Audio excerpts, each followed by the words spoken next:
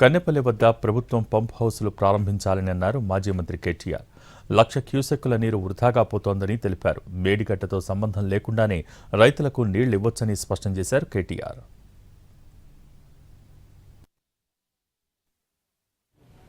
కన్నెపల్లి దగ్గర pump house on చేయాలంటే ఒకటే చిన్న కండిషన్ ఉన్నది. కండిషన్ ఏంది?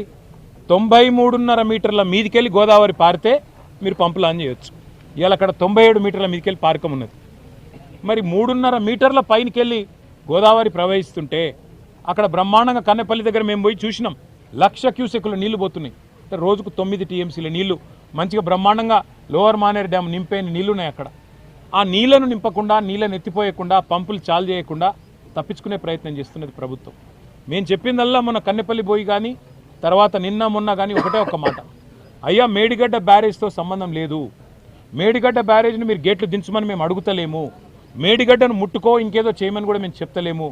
మేడిగడ్డకు 18.5 కిలోమీటర్ల పైన ఉన్న కన్నెపల్లి దగ్గర మీరు పంపులాన్ చేస్తే ఆడికెళ్ళి అన్నారం పోతాయి, అన్నారంకెళ్ళి సుందిలో పోతాయి. ఆ అన్నారం